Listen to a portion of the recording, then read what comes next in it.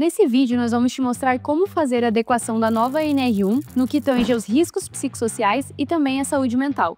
E não vai ser só um passo a passo. Aqui, a gente vai te mostrar exatamente como fazer isso de uma forma simples e custo-efetiva, mas também de uma maneira que reduza ao máximo a possibilidade de você ter uma multa ou processos trabalhistas. Tudo isso também do jeito certo, na medida certa, sem ficar desprotegido, mas também sem desperdiçar tempo e dinheiro. E eu já vou começar te falando para quem é e para quem não é esse método. Esse método ele não se encaixa para todos os tipos de empresa.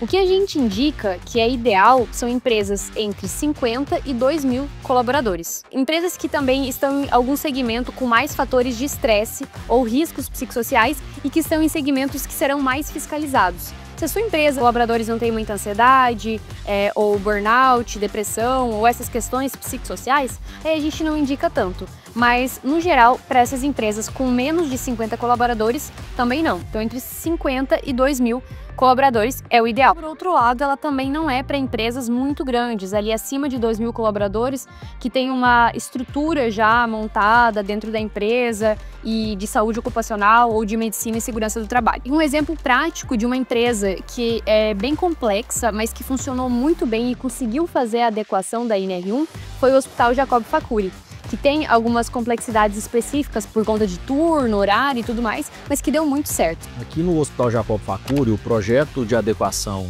aos riscos psicossociais da NR1 foi um projeto que sim, nós da alta gestão compramos ele, foi comandado junto com o nosso RH e a nossa segurança do trabalho e onde teve o apoio principalmente aí da FlexOn e com o produto RPS-1, que para nós foi muito importante e facilitou muito a nossa vida. Isso porque o nosso segmento, assim como vários outros segmentos, né, existe um risco trabalhista maior, né? O Ministério do Trabalho está sempre de olho em hospitais, em alguns segmentos que têm essa exposição maior a alguns tipos de riscos e o trabalho, né, mais minucioso.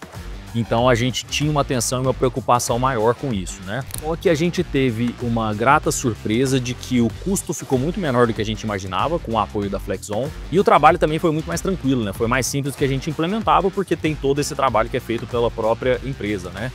Então, mesmo numa empresa complexa, como é um hospital, que tem vários turnos, 24 horas e por aí vai, facilitou muito o trabalho, inclusive facilitou o trabalho da nossa segurança do trabalho e da empresa de medicina e segurança do trabalho terceirizada que nós temos aqui, que não precisou fazer todo esse mapeamento do zero, como trouxe essa parte dos riscos psicossociais com a FlexOn já praticamente pronta para nós. E por fim, outra coisa que facilitou muito para nós também é que a FlexOn foi um parceiro importante para a gente desde o início do mapeamento, do rastreio lá nos questionários, mas até também na hora de implementar o plano de ação, que quando a gente definiu o que seria o nosso plano de ação, eles já trouxeram também soluções simples e prontas para a gente, como o canal de denúncias anônimo, programas de bem-estar, ativações presenciais, parte educativa e outras coisas que a gente precisaria talvez olhar com vários fornecedores. A gente conseguiu resolver tudo de uma forma muito mais rápida e simples e com custo muito bacana. Então, para nós foi muito importante ter essa parceria. E como você viu no vídeo, o Hospital Jacob Facuri, ele aplicou do jeito certo essa adequação da NR1. E por que eu tô falando do jeito certo? É porque tem sim o jeito certo e o jeito errado. Na verdade, há muita confusão sobre isso, a maneira correta de fazer ou de não fazer a adequação da NR1. Muitas vezes isso acontece por falta de conhecimento, porque é uma norma nova que as pessoas ainda não sabem direito como lidar, mas também isso acontece porque tem empresas que se aproveitam dessa situação, porque está em alta, está tudo girando em torno disso, para tentar vender soluções que são desnecessárias e que elas não resolvem a solução de fato. Há, por exemplo, empresas afirmando que basta pegar um questionário simples, colocar lá para os colaboradores resolverem e tá tudo certo e você já se adequou, mas não é assim que acontece. E também na prática existem muitas circunstâncias específicas de como que esse questionário vai funcionar. Há também alguns vendendo soluções como um canal de denúncia para tentar se adequar ou como se isso fosse realmente resolver. Há também empresas de benefício que estão sedentas por querer vender para os RHs ou para as empresas. E há também gente vendendo como obrigatório algumas adequações da NR1, como terapia online ou outros tipos de benefícios de saúde e bem-estar, como se aquilo fosse obrigatório, e na verdade não é. A gente se pergunta, isso é ruim? Não, não é. Todas essas soluções que são apresentadas por determinadas empresas, elas são boas e pode ser ótimo, né? Só que esse tipo de iniciativa não é o que a NR1 está pedindo.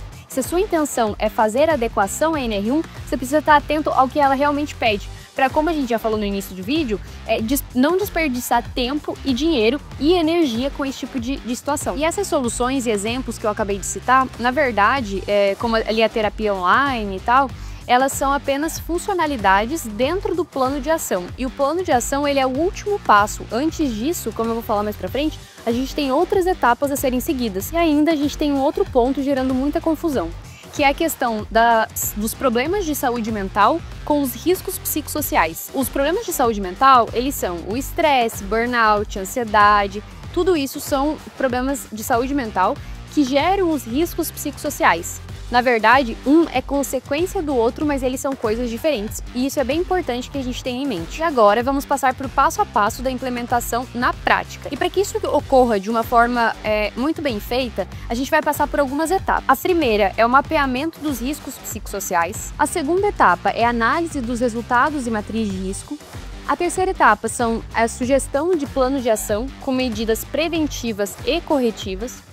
A quarta etapa é a discussão de resultados e definição final. Depois temos a documentação do GRO e do PGR. E por último, o gerenciamento do plano de ação. Adentrando agora ao primeiro passo mais especificamente, que é o mapeamento de riscos. Aqui a gente precisa identificar quais são os riscos psicossociais específicos da sua empresa, através das estratégias de mapeamento e rastreio. Que cada empresa vai ter uma peculiaridade, uma situação específica que a gente precisa saber para que ele seja um rastreio fidedigno, que os resultados que estejam ali a gente possa, de fato, colocar em prática. E para isso, a forma mais simples que a gente pode fazer é utilizar alguns questionários que são validados internacionalmente. E eu vou deixar aqui na tela alguns exemplos desses questionários, que são 5, e cada um deles tem as suas vantagens e desvantagens.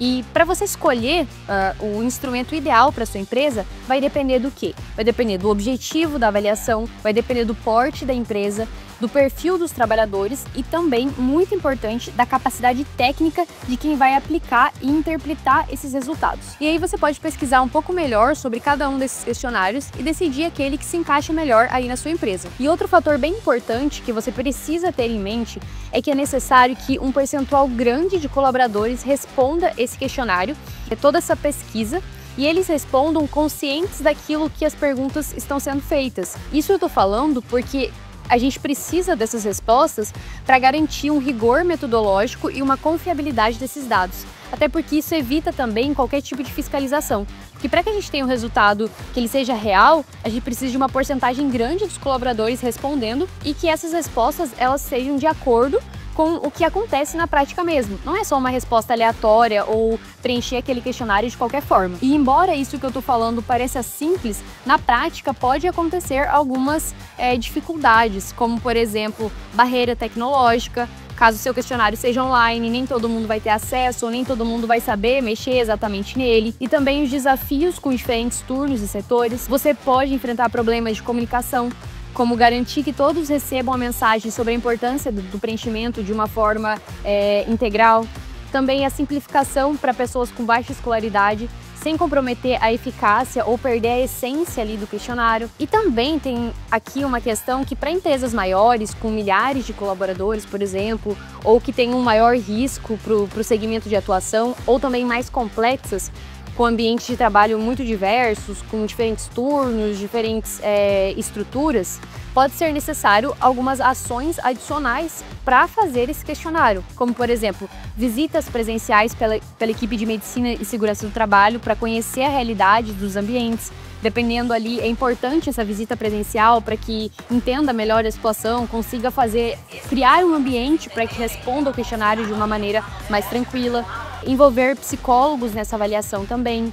Levantamento do histórico dos colaboradores, se ele já tem afastamento, se já tem problemas de saúde mental, se já apresentou ali muitos atestados ou não. Uma análise prévia também de indicadores de absenteísmo e rotatividade. Numa empresa com muitos colaboradores, onde a rotatividade é grande, isso é muito importante. Ou até grupos focais, com trabalhadores de diferentes níveis hierárquicos. Às vezes a aplicação do questionário vai ser de um jeito, parte da empresa vai ser diferente, então tudo isso precisa ser analisado. que quando a gente fala aplicar um questionário, parece que é uma coisa super simples, mas na prática vão ter todas essas dificuldades que eu acabei de citar, ou ainda uma coisa mais específica dentro da sua empresa. O segundo passo é a análise dos resultados e matriz de risco, porque todos esses resultados que a gente coletou dessa pesquisa que foi feita no primeiro passo, ela precisa ser analisada para a gente gerar uma matriz de risco. E essas respostas coletadas, a gente vai poder entender quais são os principais riscos específicos da sua organização, da sua empresa, dos seus colaboradores. E com isso, a gente vai poder traçar essa matriz de risco e vamos utilizar uma escala para classificar a probabilidade e a gravidade de cada risco. Para que isso ocorra de uma forma muito real mesmo, o questionário ele precisa ser bem feito. Então aqui a gente consegue perceber que os passos vão se interligando, né? Então precisa ter um primeiro passo bem feito, esse segundo passo que é a análise também de uma forma bem estruturada. Esse terceiro passo é a sugestão do plano de ação, com medidas preventivas e corretivas. Daí a gente vai olhar esse terceiro passo como uma sugestão do plano de ação com essas medidas, porque de nada adianta um mapeamento detalhado, interpretar ali o questionário, fazer tudo certinho, esses documentos super bem construídos, se eles não gerarem medidas a serem implementadas, porque no final das contas é isso que a gente precisa fazer. E essas medidas, são elas que vão fazer você colher os frutos dessa implementação da NR1. Vai reduzir os afastamentos, reduzir os riscos, cuidar do seu colaborador de fato, né? E ter uma equipe que vai se tornar mais saudável e produtiva a partir dos resultados da implementação, do plano de ação, dessa matriz de risco. E além disso, o Ministério do Trabalho está cada vez mais atento para ver se aquilo que foi identificado está sendo coerente com aquilo que está sendo colocado em prática. Por exemplo, se o problema está no excesso de horas trabalhadas, excesso de hora extra, e o que está sendo aplicado está sendo uma terapia online, não está tão coerente com aquilo que precisa ser feito. Nesse caso, a sugestão seria de que a gente fizesse um plano de ação com uma política de horas extras mais específica, mais clara para o colaborador. Então, é isso que a gente precisa fazer aqui nesse terceiro passo. Quarto passo, a gente tem a discussão final e a definição dos resultados. Então aqui a gente vai discutir esses resultados encontrados durante a aplicação dos questionários e o plano de ação inicialmente sugerido no passo anterior.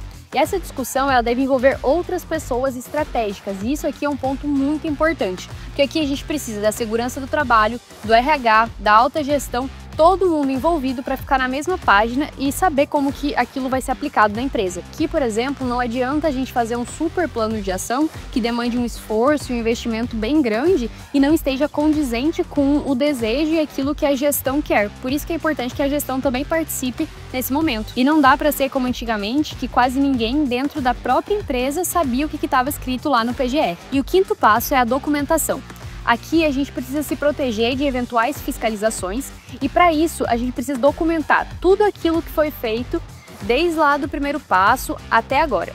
E para frente também, tudo isso vai ser documentado. Mas você pode se perguntar onde que esses registros vão ficar e de que maneira que você vai fazer. E a resposta é que depende.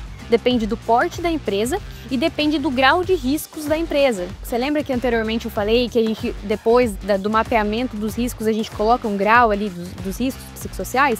Então, isso vai se enquadrar aqui para saber que tipo de documento você vai fazer para documentar. Empresas com riscos ocupacionais muito relevantes, é necessário conhecer dois conceitos importantes que eu imagino que você já tem em mente, mas a gente vai reforçar aqui, que é o GRO, que é o Gerenciamento de Riscos Ocupacionais, e o PGR, que é o Programa de Gerenciamento de Riscos. Esses dois documentos eles são produzidos pela equipe de Medicina e Segurança do Trabalho e os materiais que foram levantados até aqui eles vão ser utilizados para complementar esses documentos e deixar eles mais atualizados de acordo com as novas exigências da NR1. E para as empresas que são isentas de fazer o PGR, eles também devem ser apresentados, só que essas informações podem ser feitas de outro modo.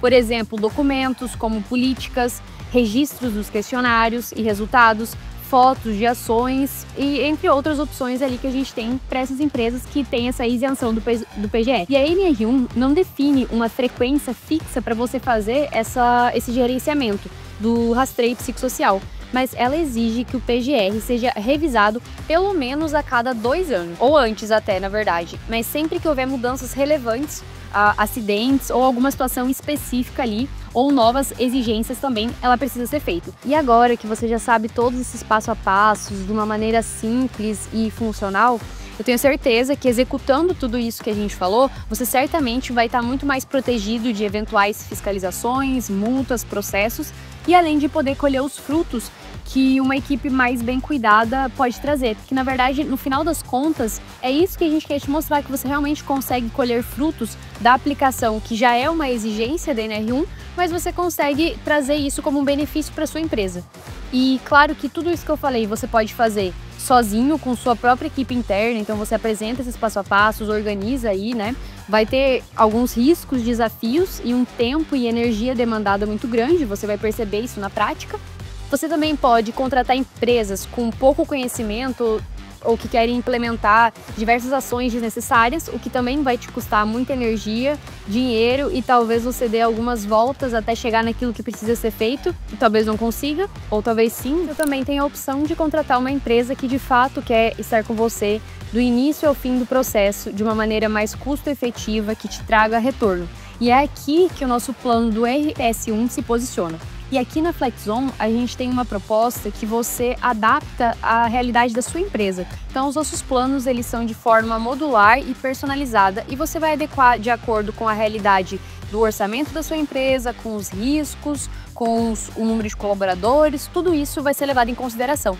E a gente tem algumas iniciativas prontas para serem implementadas, que são o rastreio através dos questionários validados internacionalmente, que a gente comentou lá no primeiro passo, visitas presenciais para orientação dos colaboradores de como realizar esse questionário, análise de respostas e matriz de riscos, algoritmo inteligente com sugestão do plano de ação, discussões com a empresa e com a segurança do trabalho para adaptar esse plano de ação de acordo com a realidade, de acordo com o que a gestão precisa. Se você quer se adequar à nova NR1 de uma forma simples e custo-efetiva, além de reduzir ao máximo a probabilidade de você ter uma multa ou processos trabalhistas, além disso, você ter uma valorização pelos seus colaboradores dentro do seu próprio time, internamente e também externamente pelo mercado, eu te convido a preencher o formulário que vai estar aqui nessa página e também a agendar uma apresentação rápida de tudo isso que a gente falou e dos produtos que a gente tem.